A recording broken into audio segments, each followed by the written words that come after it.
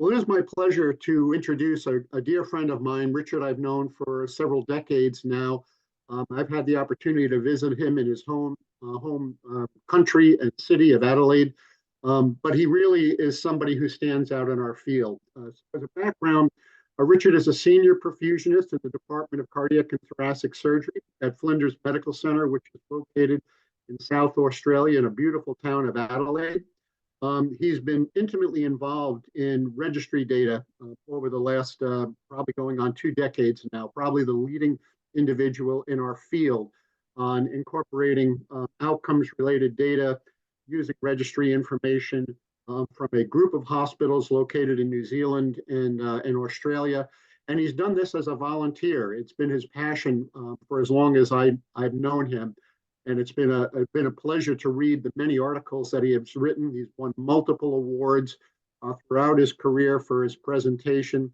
And I just want to bring up the fact that, although we're talking about AI today, with Richard's vast knowledge in the field of registry data, analytics, outcomes analysis, and quality, you cannot separate the two. They're splined at the back. So if you're talking about registry data, you're talking about quality data and obviously outcomes. So with that, I am now going to shift to Richard and ask him to take over. And as Jeff had mentioned, we had some issues with sound. This is a pre-recorded session. Richard is live, but he'll be running that from his own computer. And so hopefully that it runs. We've tried it several times. It's worked perfectly so far. We have contingencies. But at this point, I'd like to have Richard take over and begin his presentation.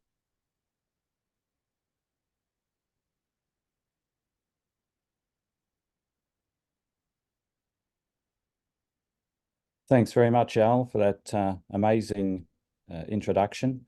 I feel very humbled by that, and I'll now move over to the presentation or launch that straight away. Hi, everyone, and thank you for the opportunity to give this presentation as part of the Specialty Care webinar sessions.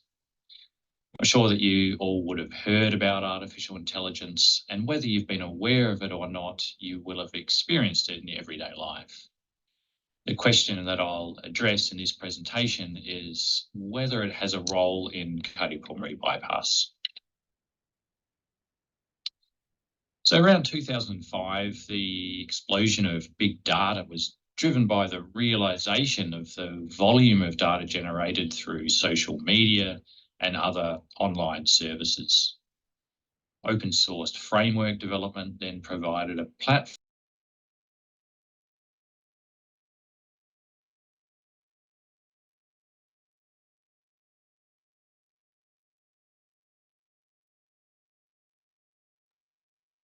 Richard, when you muted yourself, I think you muted the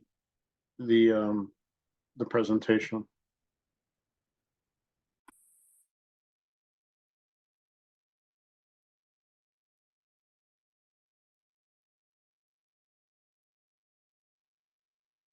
Sorry about that.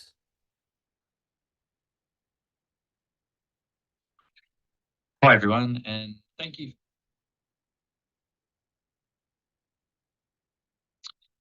The real value of data is that it provides the foundation for understanding. There's a continual loop in which data that's collected from real-world observations allows analyses that create knowledge and understanding to guide decision-making. And that, in turn, generates further data. And one of the tools that we have available to really optimize this process is artificial intelligence. Now, AI is nothing new. John McCarthy, who's regarded as the father of AI, created the first specific AI processing language in 1958.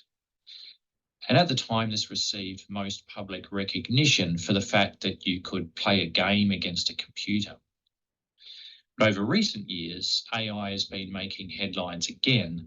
There's been impressive progress in a particular subfield of AI called machine learning. Machine learning was actually first developed back in the 1980s, but more recently, the increase in computational power and the availability of big data has really driven a boom in progress and the development of what's known as deep learning technology. Now, machine learning is a type of artificial intelligence that provides computers with the ability to learn without being explicitly programmed. It uses different algorithms to create a model from the data in which it's able to learn from. We typically call this data set the training data. Within the training data set, we can use then a subset to test the performance of the trained model that's developed. And once the trained model has been developed, we can then apply that to live data to make new predictions. Machine learning algorithms are broadly classified as either supervised, unsupervised, or reinforcement algorithms. In supervised algorithms, we tell the machine what we want it to do, and we define the data. In unsupervised algorithms, the machine simply knows what we want it to do, but the data is not defined. It identifies patterns in the data on its own. And in reinforcement algorithms, it learns from achieving a successful outcome. Within these categories, there have been a number of specific algorithms developed, and what we see here are common ones that you may see reported in the literature. So a simple example of a model, a machine learning model that you can understand easily is linear regression. So here we see that we've identified the best fit in the data representing patients' height and weight. And we can represent that model through this equation. And through the use of this model, we can predict the weight of a patient if we know a patient's height, for example. A decision tree algorithm is a type of supervised learning algorithm that's mostly used for classification problems. So say we want to predict whether people will play golf according to weather conditions, a decision tree algorithm creates a classification flowchart. One of the things that a machine can learn is image recognition and classification. For example, a machine may correctly classify both of these images as apples, but the models may have limitations. For example, it may struggle to be able to know which one is edible. So this brings us to the development of deep learning, which is the concept of imitating how our brains find meaning through many layers and networks of individual neurons. So in machine learning terms, each layer contributes a component of understanding. So as you add more layers and more data, the model becomes much better at learning complex things like identifying faces or translating language. And machine learning can utilize what's known as Bayesian probabilistic methods to improve the accuracy of prediction. And it does this by using information from prior observations. So, for example, if we have data on Al Stammer's chainsaw usage based on prior observations, the probability of an accurate prediction is increased. Now, in our everyday lives, machine learning is all around us. And it's constantly finding a growing number of applications, from security through to driverless cars. A more recent example that you're probably familiar with is ChatGPT, which is an AI tool which can be really useful to answer questions. However, I would say that similar to science, the answer you get from a model like ChatGPT depends really upon how you ask the question. In healthcare, AI has been used successfully, particularly in the area of clinical diagnoses. So AI is already just as capable, or if not more capable in some examples, than doctors in diagnosing patients. A famous example is IBM's Watson AI system. So when Watson was challenged to provide cancer treatment recommendations from the genetic data of tumour cells, human experts took about 160 hours, and Watson took just 10 minutes to deliver the same kind of actionable advice. In cardiovascular health care specifically, the application of machine learning is growing, but at this stage, it's still pretty limited. What we are seeing reported fairly consistently in the literature is that machine learning models are outperforming traditional statistic models in their accuracy of outcome prediction. Here, for example, we see the early detection of outcomes such as acute kidney injury. Our anesthesia colleagues have reported that AI could be useful in a number of perioperative applications, but however, beneficial clinical outcomes are yet to be determined. So what are some of the potential areas for machine learning in cardiopulmonary bypass? Well, firstly, we have early detection or prediction of emerging biochemical abnormalities, decision support for CPB management. Here we see a paper that describes the potential for machine learning to provide decision support for a number of areas of CPB management, but we're yet to see such a system exist in real-world practice. But where machine learning could potentially have its greatest impact is through incorporation of data from emerging molecular profiling technology to generate personalised risk scores. And this I see as the future of personalised prediction. So how do we see something like that work in the real world? Well, for example, if we had such a model embedded into a perfusion registry, such as the Australian-New Zealand Collaborative Perfusion Registry, we could enter risk factors for a specific patient and then predict the minimum oxygen delivery and a risk of acute kidney injury for that patient. But then we could put new data into the model and say, well, what happens to the predicted risk of AKI if we change the hemoglobin, the blood flow, or give red blood cell transfusion, for example? So how do we actually go about building machine learning model and using it at the point of care?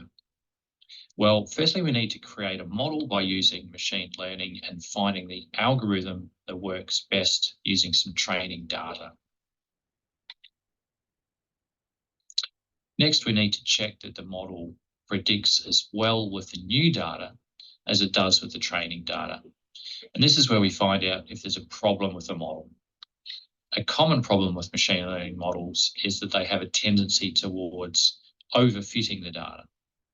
And what that means is that if that happens, the model will predict really well in the training data set, but not so well in the validation data set. Now, once we optimize the model, we can then deploy it at the point of care to make predictions using real-time data.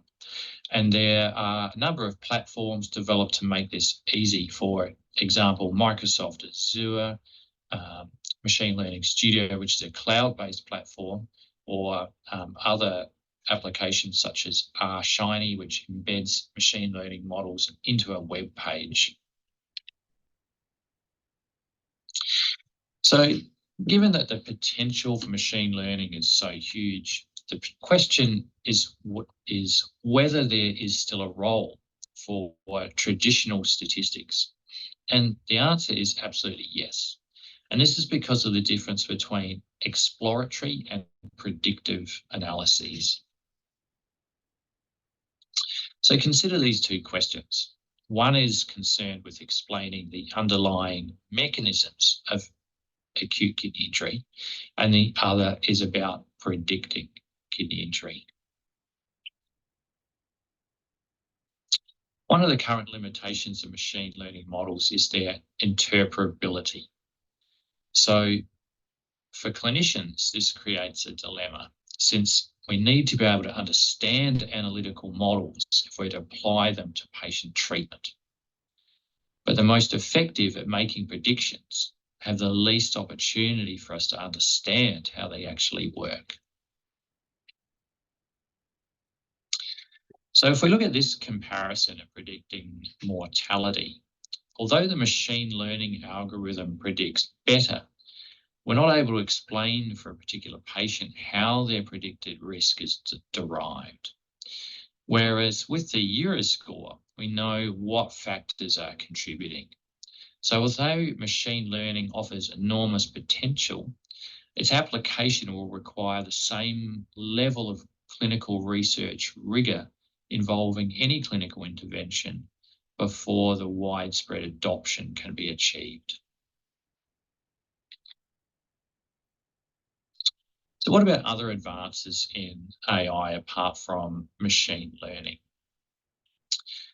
The question is, can artificial intelligence be developed to overcome some of these limitations, and in doing so, break down some of the barriers that we encounter in current traditional research? The hierarchy of causality in research has three layers. At the first level, we have association. For example, if we develop a model to ask the question, is oxygen delivery related to acute kidney injury? That model can only tell us if there's an association. We can't prove that oxygen delivery caused kidney injury. But AI may be changing this paradigm. Recent approaches in the development of causal modelling using AI include structural causal models, which are mathematical based, and they integrate known causal relationships with new data to answer what we call counterfactual questions. More interestingly, another approach is what's known as Mendelian randomization. And this is based on the principle that since genetic material is randomly inherited, then causal pathways can be identified in the analysis approach. And this is less likely to be affected by factors such as confounding or reverse causation, which currently influence or limit conventional observational studies. So, for example, if we look at a conventional trial, patients are randomized to receive a particular intervention. In a Mendelian randomization study, patients are allocated to a particular intervention based on their allocation of alleles to provide the randomization method. Now, this type of analysis is now starting to appear more and more in the literature. For example, here we look at a paper that looked at the relationship between coffee consumption and cardiovascular disease. And this type of approach is really bridging the gap in the hierarchy of evidence between that of randomized controlled trials and observational studies.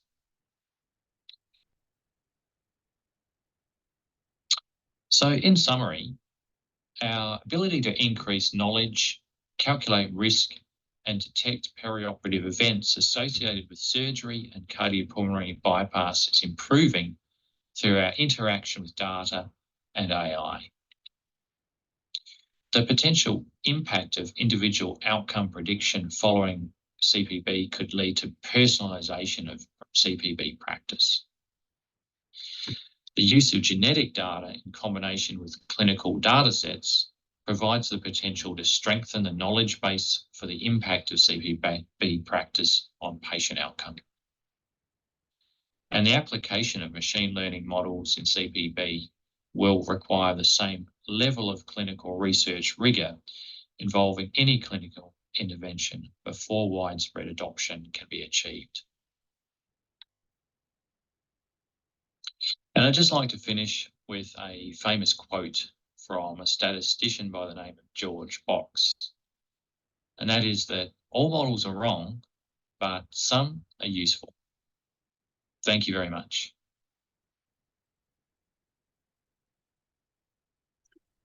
Richard, thank you so much for that presentation. It was wonderful. And I'm going to ask the audience to really start to generate some questions and I want to start with one with you right now. Is in what ways have you adopted some of this into your current practice? Where are you at in that emerging emerging beginning? Have you done some of this as of yet?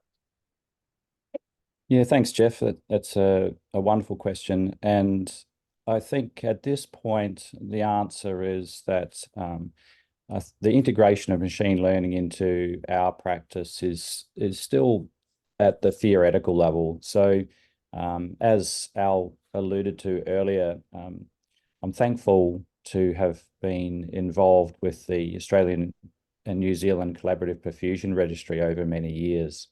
And over that time, we've gathered a huge amount of data, and it's been a huge journey for us in terms of learning how to really utilize that data to influence practice and particularly to understand practice. So along that journey, from a personal perspective, I've focused a lot on looking at traditional statistics. And I think we still have so much more to learn utilizing traditional statistics at this point. And that's why I really wanted to focus on the concept of exploratory analyses versus predictive analyses.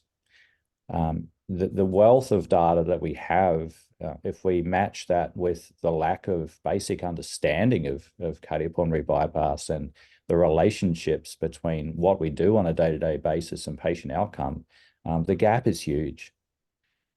So as yet, we are still focusing on utilization of traditional statistics and just fundamental reporting of the data to really get a bit more of a feel for those data elements that we've collected and the relationship to outcome.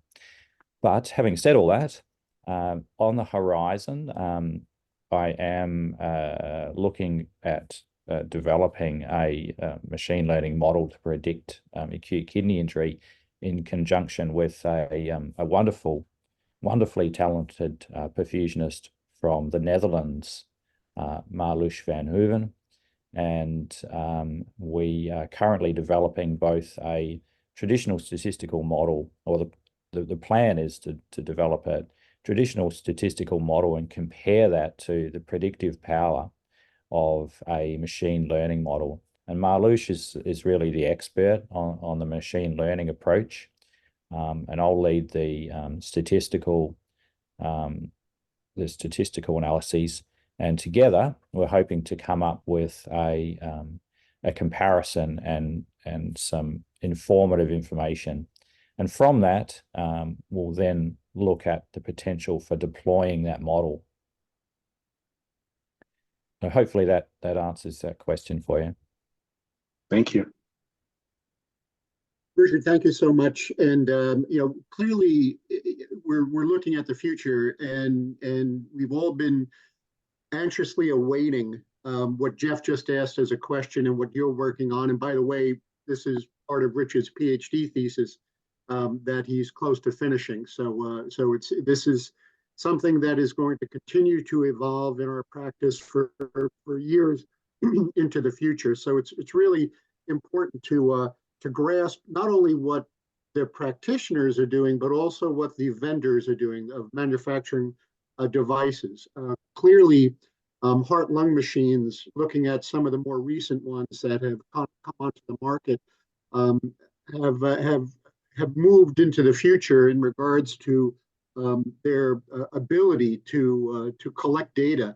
But in your knowledge, do any of the manufacturers who are still making heart-lung machines, are they looking at how, either from a hardware or software perspective, their devices can be prepped to move into this exciting new technologies as it's continued to evolve, or are they taking a wait and see approach to see what literature is coming forward? Yeah, that's you've hit the nail on the head there, Al. That's a fantastic question, because I think it is really important for vendors to be able to offer these type of solutions, but the solutions really have to be evidence-based. And so it's that interaction of perfusion or contribution from the perfusion interaction with industry to really be able to embed those scientific gains into clinical practice and deliver it at the point of care.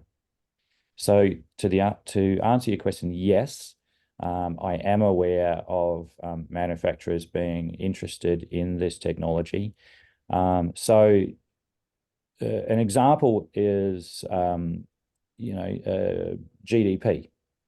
So if you think about it, GDP is really based on a very basic algorithm. But the principle is that we're applying our current practice to a derived algorithm that we know to be predictive of outcome, specifically AKI. So really, machine learning models that are more intricate really just provide another layer of understanding, and hopefully we'll be able to predict the incidence of outcome better than something as simple as oxygen delivery on its own.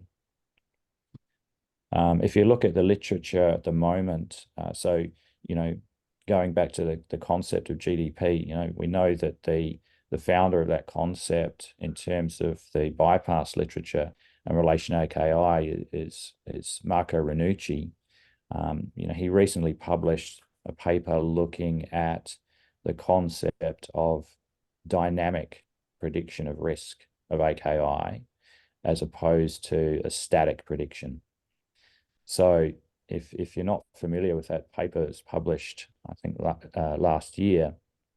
What he did was develop a predictive model for AKI that could be used on a patient-by-patient basis, and then he performed a validation study. So in essence, what he's doing is developing a model. Now, the model was based on traditional statistics, but it's the concept of deploying a model that will predict outcome for a particular patient. And that's really where AI is useful, because the difference between a traditional statistical model and an AI model is how easy it is to feed in new data to predict the outcome for a particular patient. Where traditional statistical models are great is their transparency. So we can understand what the variables are that are related to outcome, and then we can enter those variables that are relevant for a particular patient. But machine learning can take it to another level, and it can be constantly looking at the data that is coming in. So say, for example, the continuous data from the heart-lung machine together with the patient risk factors, and then adjust and learn as it goes. Thank you, Richard. And that kind of leads me into a fairly long dual question asked by Mark Carews that I think will just be a continuation of your comment here. Mark says, it seems that predictive outcomes are based on uneventful conduct of bypass for specific procedures. How does AI handle deviations from routine conduct, such as maybe unexpected surgical bleeding, requiring like lower bypass flows, or hypothermia as a surgical problem is addressed? Can AI automatically adjust to those predictions? And then the second part of that question, I think too, is will AI foster cardiopulmonary bypass automation, such as gas composition and or flow in response to online blood gas results? Yeah, thanks, Jeff, and thank you, Mark. They're both great questions. So the first question, as you mentioned, Jeff, flows on from the previous comment in that really the way in which AI models perform best is when they have quality of data and quantity of data.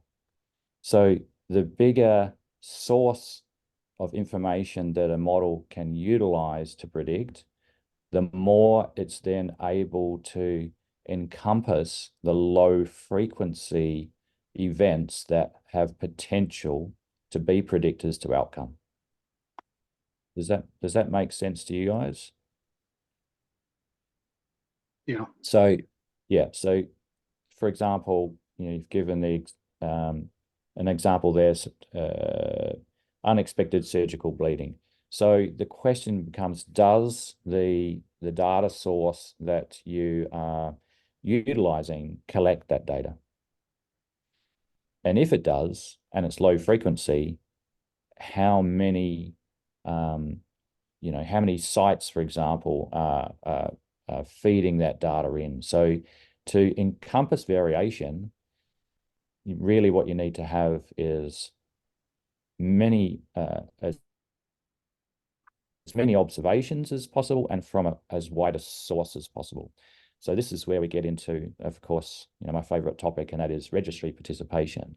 And the more sites that you can encompass in a registry, the more potential it will have for utilizing that data for AI, specifically for that question, as Mark raises, that it will encompass low frequency events. And it's a great question, because these are the sort of things that we're really, really interested in. But as yet, as I mentioned earlier, we're really still just at the tip of the iceberg in trying to explore the fundamental questions that exist currently that are not well known regarding the relationship between the fundamental things we do every day and patient outcome.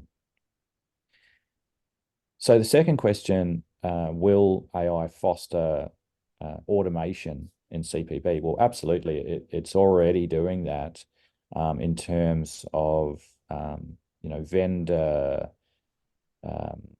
ability to provide heart-lung machine automation in response to blood gas parameters, and I think that will be a growing area, and it'll be interesting to see how the perfusion community reacts to these kind of developments. I think at a vendor level, specifically related to control of devices, and I'll elaborate on that further. So what I mean by that is that I guess there's some aspects of things that we control routinely in cardiopulmonary bypass that the community may feel more accepting of automation. And perhaps the perception from the community will be that there are certain aspects of management that they don't want too much automation. And I think from just talking to perfusionists that are using the very current technology at the moment, I get that sense there have been scenarios in which they've described that there's been too much automation. So I think it's about finding the balance and what how the community adapts. Let me follow up with that. And oh, by the way, guys, can you use the Q&A section? That has analytics involved in it. The chat room does not. So if you could shift from chat to Q&A, that would really help us, and it basically records those questions as well. Richard, let me follow up with what Mark and Jeff and others are referring to. Excuse me, and look at actionable advice that you mentioned in a real time, a real life format. When we do registry data and do our analytics as we create a model and we run it with statistical software such as R or any of them that are out there, usually when we hit run, there is a long time period that occurs when you're crunching data. Obviously, it depends on the quantity of data that you have, as you mentioned, being extremely important, as well as quality. Are our heart-lung machines, or are the analytical structure that you foresee occurring in the future going to have the microprocessor bandwidth to go ahead and make these personalized recommendations that we could actually do some action on in the operating room during cardiopulmonary bypass? Or is it like we're going to have to wait for that development of these sophisticated hardware systems to go ahead and give us that advice in a real-time format? Yeah, it's interesting dilemma, but I think the answer is that won't be a problem. I guess the reason I say that is that from a processing perspective, a lot of the data crunching, as you described it, occurs at the analytical level in the development of the model. So once the model is actually developed, it's then, it has to go through the processes of validation before we can then say this is a really, well-performing model. It's robust. It has that its prediction of actual events, its predicted outcome versus actual outcome ratio is consistent across the spectrum of risk for all patients. That's really important as a metric of a good performing model. Once all those things are in place, then actually interacting with that model, it doesn't take much computational power. And so the actual data that we're feeding into it isn't anywhere near as much as the data that we've utilized to generate the model. So I don't anticipate issues in terms of computational power. And if you look at the rate at which computational power is increasing, it's outstripping the rate at which we're developing the tools that we want to utilize. I'm sorry, Al. No, please go ahead. One of the things I wanted to bring up and get your opinion on, as you're emerging with this as well, is I know historically communication in the operating room can be a challenge in trying to get all the pieces to work together. And then there's the clinical aspect of trying to get the vendors and the manufacturers to work collaborative with Perfusion and others to develop the technology. One of the barriers I'd love you to comment on, or maybe not so much a barrier, is that communication piece and how you sell this.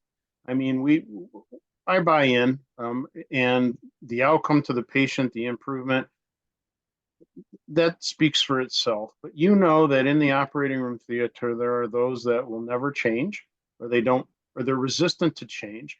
How do we package this and tie it all together, because there's a lot of moving pieces, and get buy-in? Do you have any insight on that aspect, and how are you doing that where you're currently at?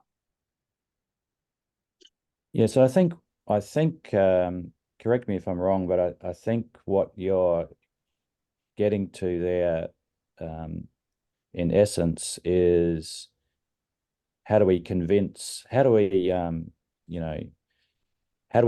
change? So I think the key to that is really the strength of the evidence. And again, I'll get back to focusing on registry participation, because that's where we get the data. The data gives us the power.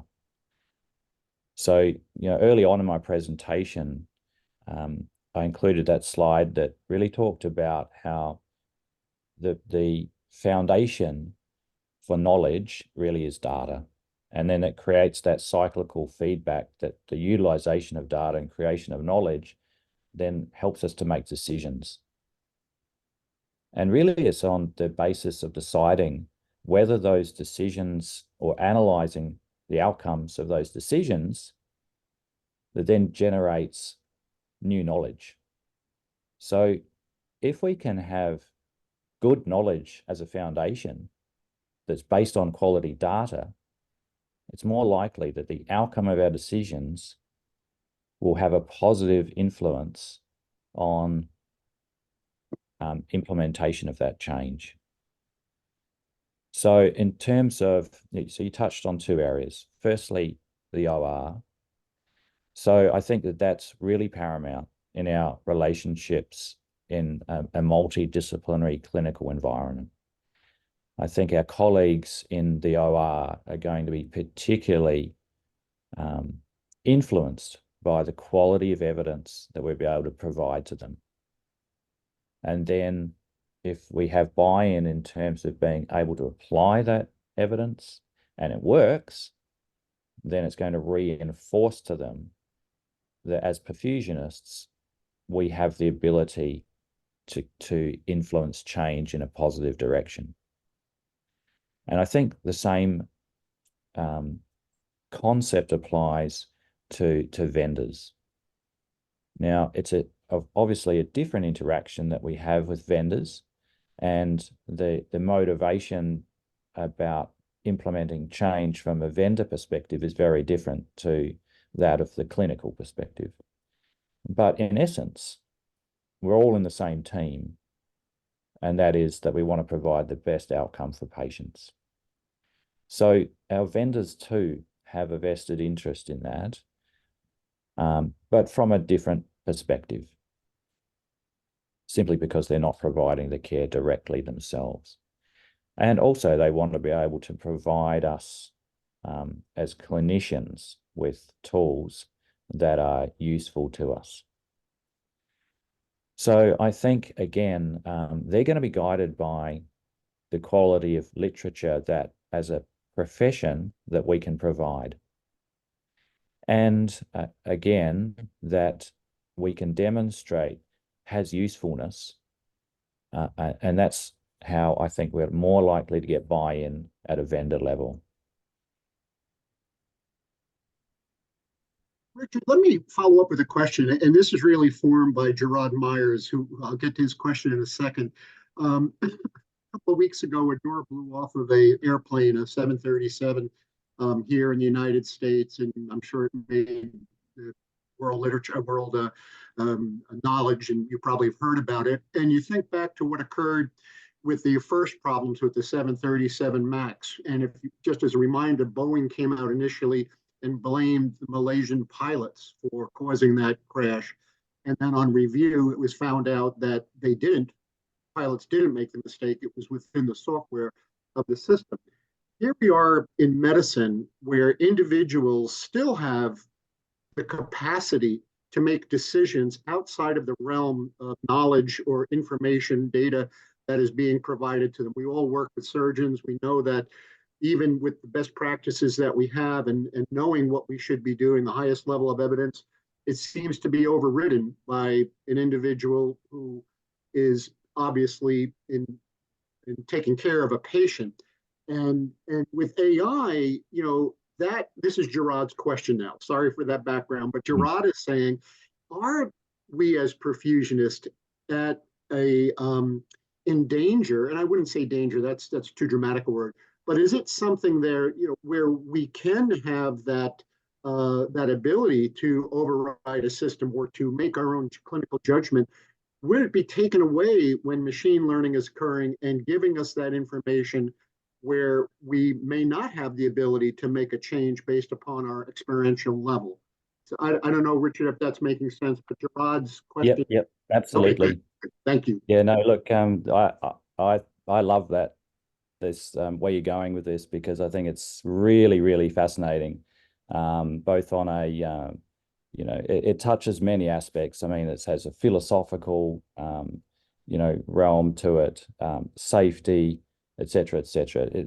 It's a great concept, and I think this is where we have to keep it real and keep in mind that we're human beings, and that has both positive and negative aspects. But at the end of the day, it's real. So real world practice. We're human beings. We're caring for patients, and we're trying to do our best. But there will be times in which we make mistakes. And we need to accept that. That's how it goes. But where AI can be useful is helping us to just give us the heads up and say, hey, Al, look, not sure if you've noticed, but your PCO2 is really high, right? But not necessarily take over and say, well, Al, your PCO2 is really high. I'm shutting that down. I'm turning your gas flow to some ridiculous value, and you're not going to be able to do anything about it. So it's about finding the balance, and that's really why I wanted to finish the presentation on the quote by George Box, to say that all models are wrong. So, but some are useful. So really what that means is that a model, we have to also accept, has limitations, much like a human. The model won't be able to predict perfectly 100% of the time. Sometimes it'll really get it right, and other times it'll get it wrong, just like a human. But it's how we interact as humans with artificial intelligence, and finding that optimal balance is, I think, where we want to end up. So, thank you. Does that answer the question? Yeah, it absolutely. Oh, what it does is it poses more questions that would really bring in ethics into what we're doing. As we all know, the governments and every government throughout the world is grappling how to use AI and not let it become this three-headed monster or something. So you did a great job of explaining it. I think I think it answered your question. It's a really, really exciting topic. The message I'm trying to come across with is that we've just got to keep it real. And also, Al, you mentioned ethics, and that's a really, really important one for us. I didn't go into the presentation. I think it's a really good one to discuss separately, and because I think people will have different opinions on it. At the end of the day, it's really just my opinion. But,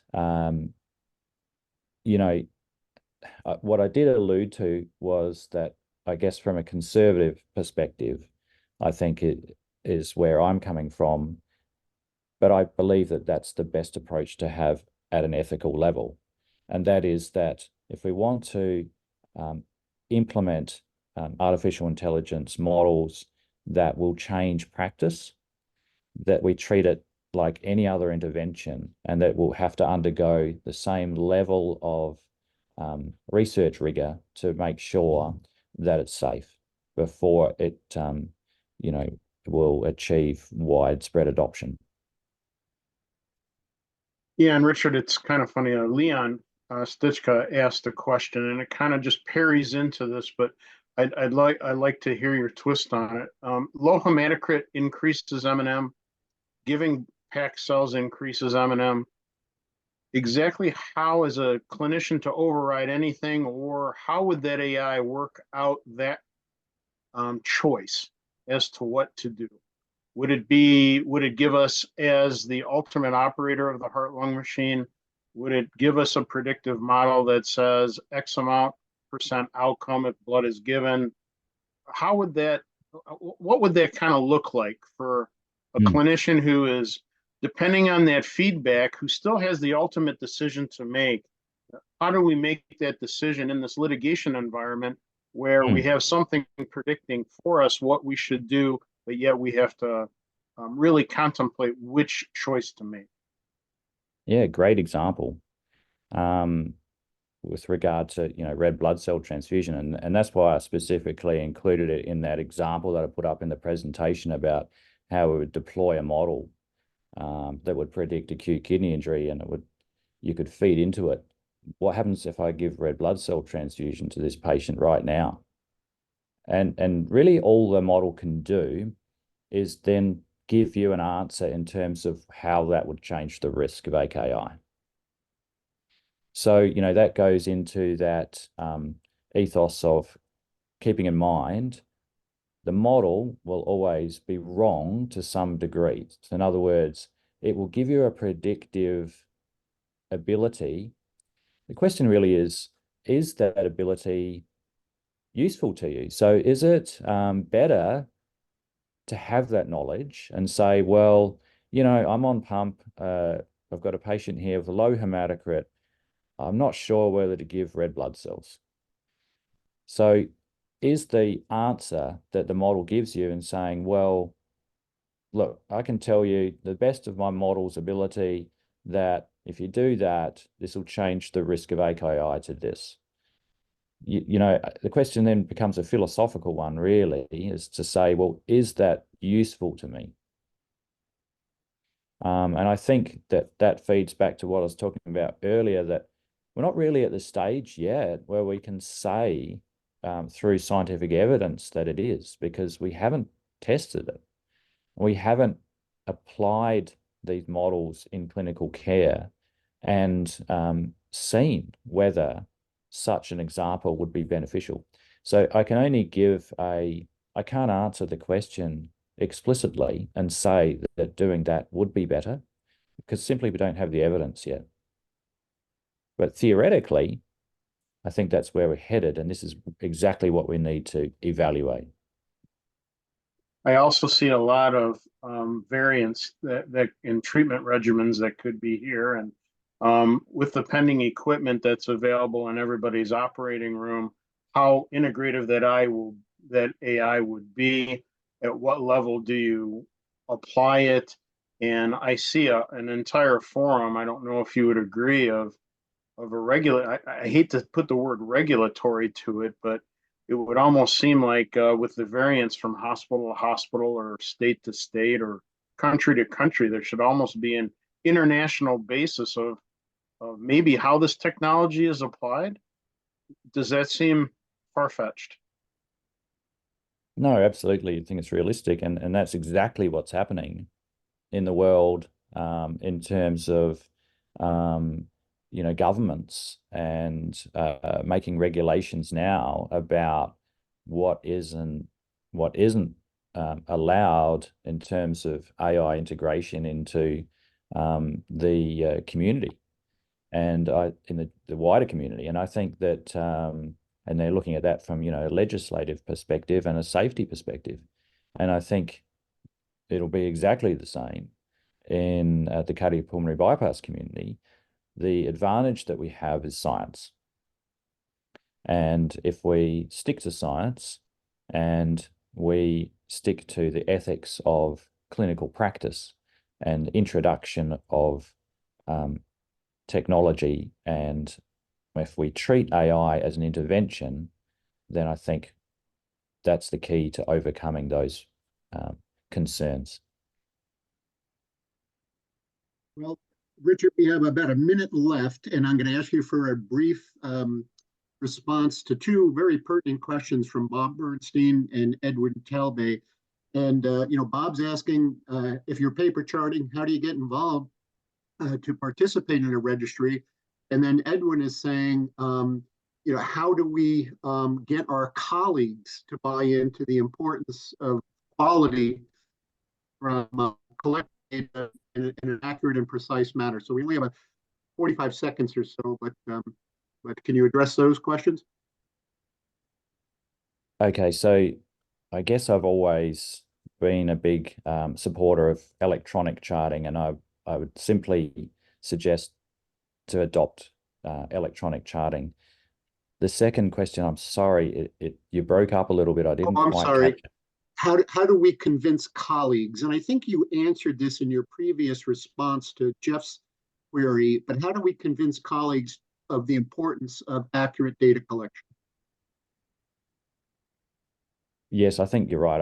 I think I've answered that by saying that it's by generating good quality evidence and disseminating that evidence. Yeah, yes, sir. That's wonderful. Well, listen, this has been thrilling. I want to thank everybody who participated tonight. Before I thank Richard, and I know there were quite a few questions we didn't get to. We apologize, but please, use this forum and go ahead and provide more input on what we should be doing and what we should address. Our next presentation is a webinar is going to be in February. And it's really going to be an exciting one. And you can see we're going to really talk about very informally, really what Richard leads us into in the future today, in what people have seen over the last 50 years. Some of the people who are participating have been pumping cases still today and have been practicing for over 50 years. A few of the names are here. If anybody would like to participate in this open forum, please just drop me an email. My email will be on the next one, and we'll make sure we get everybody on board. We don't want to just limit it, and it's going to be an informal, no PowerPoint on our next presentation.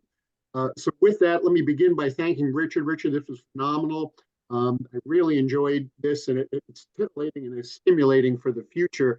And you've done a great job of setting the stage, and obviously will be contributing to this new knowledge as it progresses. Maggie and Jeff as a co-moderator, thank you always, and Maggie for doing the logistics behind our webinar series. We're indebted to you. So I want to thank everybody for spending this hour with us, and we wish everybody a warm couple of days, and as we brave these very frigid temperatures. Richard's got cold down there in Adelaide too. He told me it was 60 degrees Fahrenheit, so that's you probably are get your snow shovel out when it gets that cold in Adelaide. Not only teasing, but normally it's what, Richard? It's probably closer to 80 or 90 in Adelaide now. Correct. Yeah, it's nice and warm. Lovely. All right, cheers, everybody. Have a wonderful evening. Thank you, Thank you. everybody.